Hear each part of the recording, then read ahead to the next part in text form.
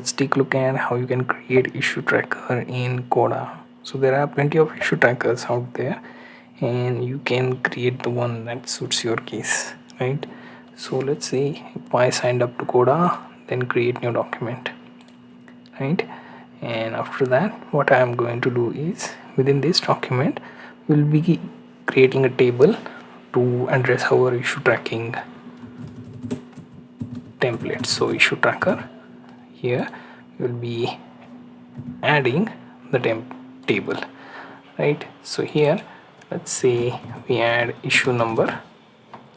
Next thing, we will be adding issue type, then we add priority, then here let's see if I add open date, then we add close date.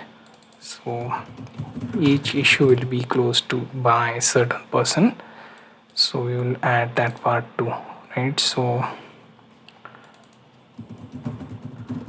closed by and finally note, right? So use that. So here these two being the date fields, we will immediately assign date for these two. So column type date and then date. So here close by would contain some of the members, so we will be using column type and select the list. So let's say person A, and then we will just copy, right? So we will replace the A with B,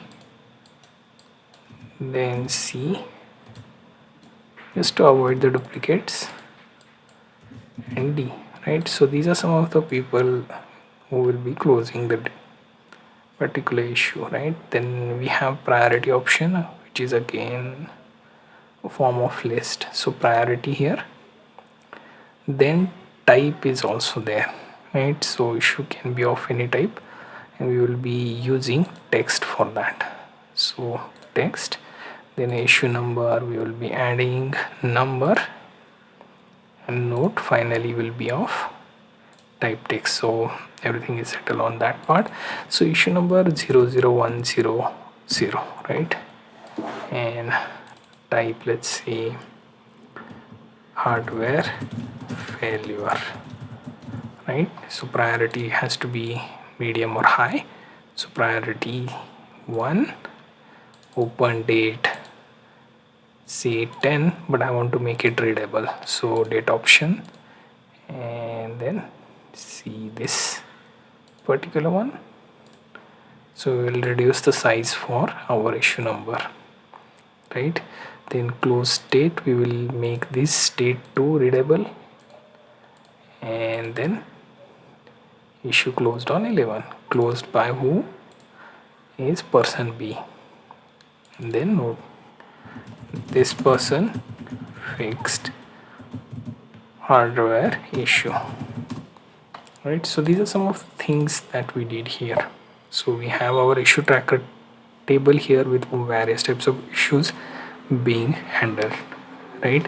So like this you can keep on adding various types of entries that you have within your organization. So issue trackers varies as well. So if you are doing this for say manufacturing hub, that would be different from your software or any other industry. So for each industry, tracker would be different, and fields will be added or removed or changed in that context. So see what works for you and can design the issue tracker accordingly.